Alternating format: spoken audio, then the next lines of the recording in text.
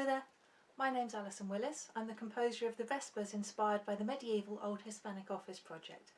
Some people have asked in what way they're inspired by the Old Hispanic Office project, and indeed what the Old Hispanic Office project is. So I thought I'd make a short video just explaining a bit about it.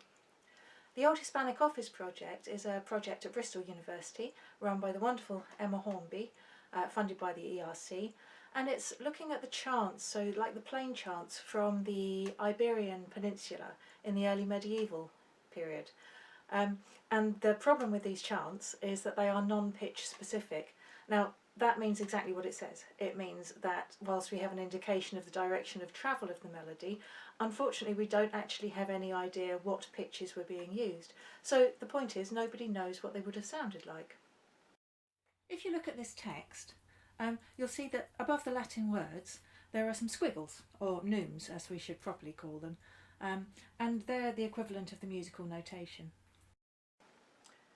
So my inspiration for these pieces, my approach if you like, was to create a musical line based on my interpretation of these squiggles, looking at the direction of travel, using some of what the project has worked out about how the neumes work, although I can't claim to be an expert, and through that I arrived at melodic lines. And I've then gone on to use those within the pieces and the Vespers.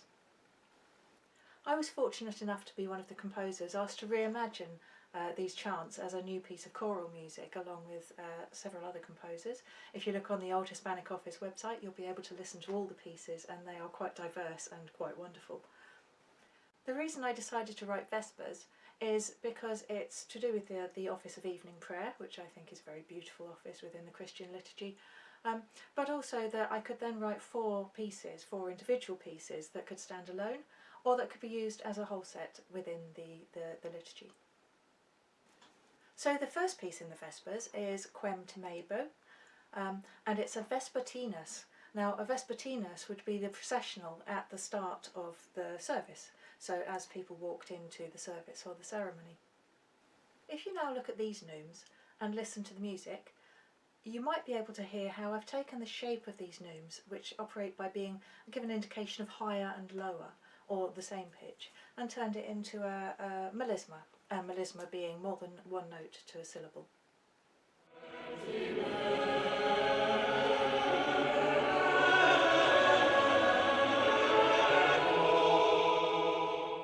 We know that one of the features of the Old Hispanic Office was these vastly extended melismas, and we can see this because there'll be one syllable written in the words and many neumes over the top of it. Now this idea really appealed to me as a composer, and you'll find it throughout the Vespers.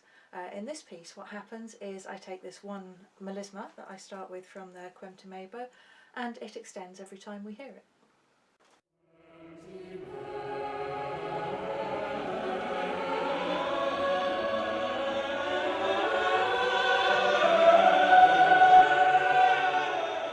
So for example, it extends to become this.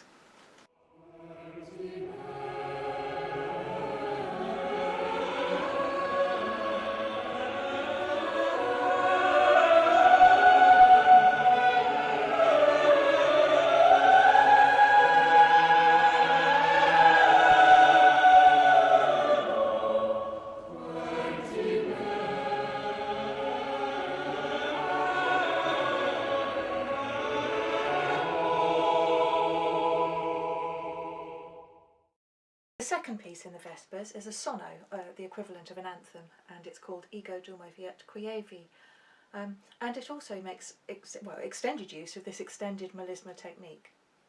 If you look at the picture towards the right, you'll see that someone somewhere has added in some extra neumes on the word Alleluia. And what we think has happened here is that this Alleluia, in the way that music does, has developed over the years and has become quite a set part of this particular chant, to the point that actually somebody's written it in.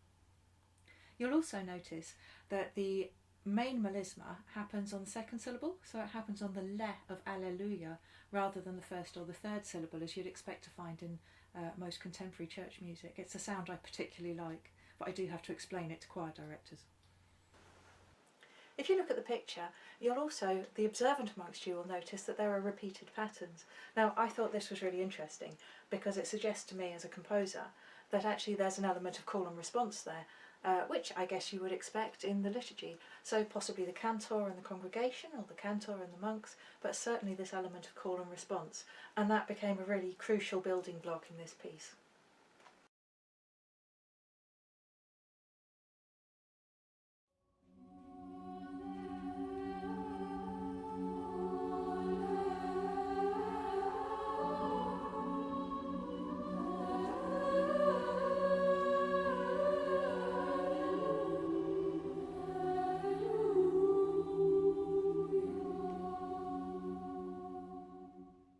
The other thing that was fascinating about this piece was the development from a single line through to really quite complex counterpoint. It goes into 8 parts at the end. It's not as difficult as I just made it sound, by the way. But this fast track journey from the single line melody through to the Baroque imitative counterpoint, it was a really interesting journey to make. And I think if you listen to the next extract, you should be able to hear how all the different voices are taking the same motifs and interweaving them.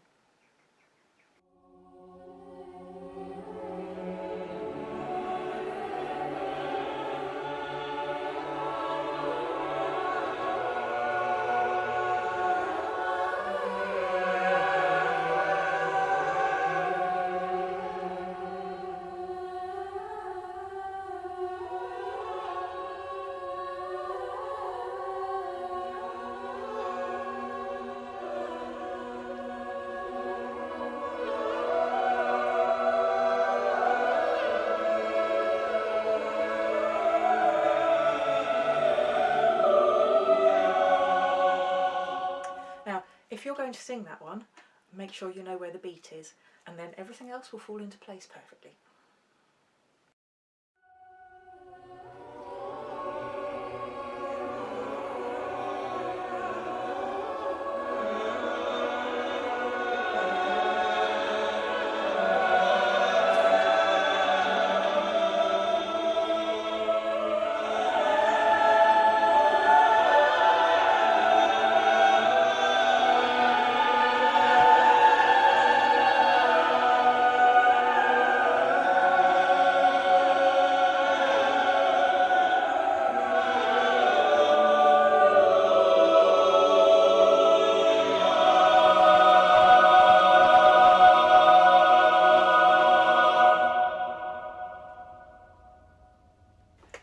Preces and Responses are taken from the Book of Common Prayer. The reason for this is that one of the aims of the project was to create music that would be used in the modern liturgy. The Old Hispanic chants are embedded throughout this, particularly in the cantor lines and in the amens, as you'll be able to hear.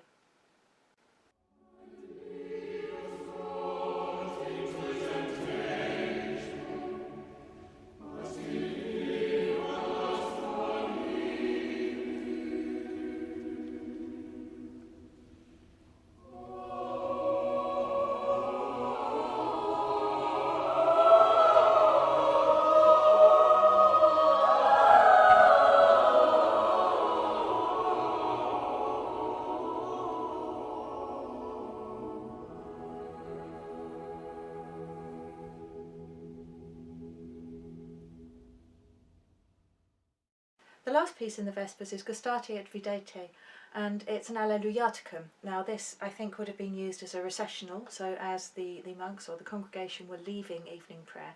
And the repeated singing of the Alleluias is supposed to bring one closer to the angels. This was the first piece I wrote for the Vespers. And again, it makes use of this extended melisma on the second syllable of the Alleluia throughout.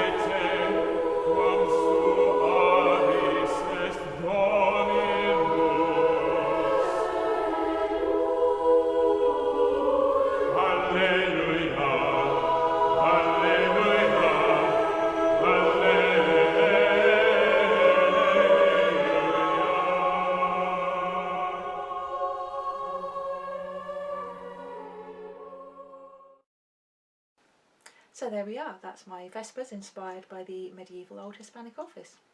All that remains to say is a huge thank you to Emma Hornby for making it all happen and for all her support. Thank you to Bristol University.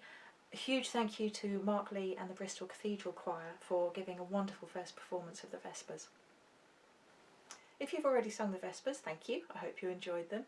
If you would like to, the scores are available at Composer's Edition. If you look up Alison Willis at Composer's Edition, you should find them.